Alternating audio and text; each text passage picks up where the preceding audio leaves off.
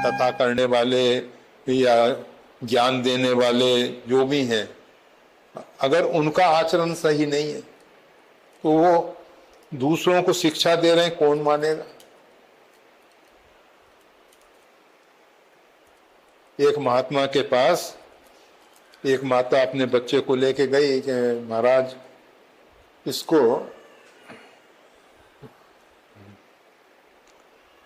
कुछ ऐसी शिक्षा दीजिए जिससे ये गुड़ ना खाए, गुड़ ना का कल लेके आना या एक सप्ताह बाद लेके आना। माता एक सप्ताह बाद लेके गई, उस बच्चे से कहा कि बेटा गुड़ नहीं खाना और जितना उपयुक्त हो उतना ही खाना, उससे अधिक नहीं खाना, नहीं दांत खराब हो जाएंगे और ऐसा ऐसा ऐसा। बच्चे ने मान लिया। माता ने कहा ये बात तो उसी दिन भी आप कह सकते थे, कहा कि मैं स्वयं गुड़ खाता हूं, अब मैं कैसे कहूं जब मैंने एक सप्ताह तक अपने मन पे नियंत्रण रख के देख लिया, तब मैं इस बात को कहने का अधिकारी हूं। तो कोई भी ज्ञान चर्चा है, वेदांत की चर्चा है, वेदांत को हमने अपने जीवन में कितना चरितार्थ किया है। वेदांत पढ़ने मात्र से नहीं होगा, कभी सुनने मात्र से नहीं होगा। जिस व्यक्ति ने वेदांत को चरितार्थ अपने जीवन में किया उसके द्वारा। इसी प्रकार से रामायण, गीता और जितने भी हमारे सदग्रंथ हैं, उन सबको हमने अपने जीवन में कितना चरितार्थ किया है, कितना उतारा है, उसका असर होगा। खाली लोगों को रिझाने के लिए, लोगों को आकर्षित करने के लिए जो प्रवचन इत्यादि कर रहे हैं, उनसे बहुत लाभ नहीं होने वाला। गोस्वामी तुलसीदास जी ने स्पष्ट कर दी, बिन सत्संग न हरि कथा, तेहि बिन मोह न भाव, मोह गए बिन राम पद होई न दृढ़ अनुभाव। बिन सत्संग न हरि कथा, हरि कथा के लिए संत चाहिए जो स्वयं सम्यक प्रकार से अपने अहंकार का अंत कर चुका है, जिसमें किसी प्रकार का मिथ्या अहंकार नहीं, जो हृदय से सार्वभौम अस्तित्व के लिए जी रहा है, जो सत्स्वरूप परमात्मा के साथ सदा सदा तल्लीन रहता है, परमात्मा के साथ तदात्म्य है उसका, ऐसा जो संत है, उसके द्वारा जो हरि कथा होगी,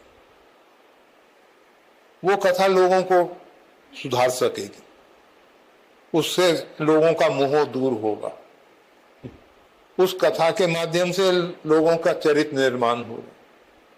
तो बच्चे को जो भी संस्कार देने हैं, उन सबके विषय में हमको अपने आप को सुधारना होगा, हमको सही बनना होगा। हमारे आहार इत्यादि शुद्ध सात्विक हों, हम सही बन के बच्चे को जो समझाएंगे प्रेम से समझाएंगे। हमको समझाने की भी जरूरत नहीं पड़ेगी, अपने आप बच्चा वो करने लगेगा। हम थोड़ी देर ध्यान में बैठेंगे, हम थोड़ा स्वाध्याय करेंगे, हम स्वयं भगवान की सेवा अर्चन करेंगे, बच्चा भी वहां जाके बैठने लगेगा, बच्चा भी वो सेवा पूजा में रुचि लेने लगेगा, अपने आप करेगा। उसको जबरदस्ती नहीं लगाया जा सकता। और हम हमेशा कहते हैं बच्चों के साथ कभी कोई जोर जबरदस्ती मत करो, उनको उनके हिसाब से ही रहने दो और धीरे धीरे प्रेम से स्वयं अपने आप को सुधारते चले जाओ। वो अपने आप उन जैसा, अपने माता पिता जैसा, अपने परिवार में जो भी श्रेष्ठ जन होंगे उन जैसा आचरण करने लग गए। और बच्चों को ये शिक्षा जरूर दी जाए कि केवल व्यक्तिगत सुख से हम सुखी नहीं होने वाले हैं, सार्वभौम अस्तित्व जब सुखी होगा तभी हम सुखी हो सकेंगे। और उसी दिशा में हम स्वयं काम करें, उसी दिशा में हमारा चिंतन हो, उसी दिशा में हमारी क्रियाएं हों, तो बच्चे भी अपने आप सुधरेंगे। सब मिला के जैसा हम बच्चे को बनाना चाहते हैं वैसे हमको बनना पड़ेगा। और जब हम वैसे बन जाएंगे तो बच्चा अपने आप बन जाएगा, उसको ज्यादा कुछ कहने सुनने की जरूरत नहीं, सब बातें मानने को तैयार हो जाएगा। अगर हम माता पिता की सेवा करेंगे, माता पिता के आज्ञाकारी होंगे, बच्चा भी होगा। अगर हम स्वयं माता पिता का तिरस्कार करेंगे, अपमान करेंगे, उपेक्षा करेंगे, तो बच्चे भी वैसे हो जाएंगे। कहते हैं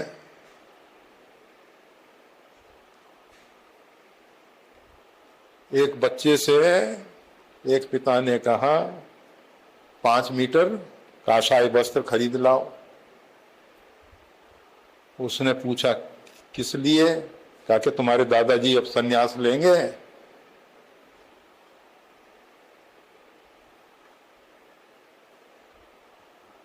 बच्चा गया 10 मीटर कपड़ा लेके आया।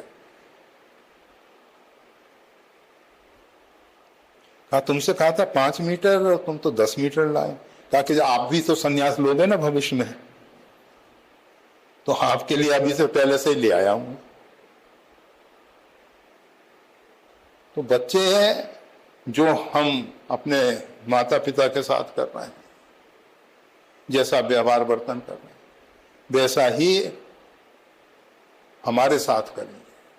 हमारे बच्चे हैं, हम हमेशा कहते हैं कि बच्चों को माता पिता जैसा चाहें वैसा बना सकते हैं। माता पिता स्वयं बिगाड़ते हैं, स्वयं बनाते हैं। प्रथम गुरु माता है, उसके बाद पिता है, उसके बाद आचार्य है जो शिक्षा गुरु हैं। वीडियो देखने के लिए धन्यवाद। श्री गुरुदेव की वाणी का और ज्यादा लाभ लेने के लिए कृपया हमारे चैनल को लाइक और सब्सक्राइब करना ना भूलें। चैनल का लिंक डिस्क्रिप्शन बॉक्स में उपलब्ध है। जय श्री राम।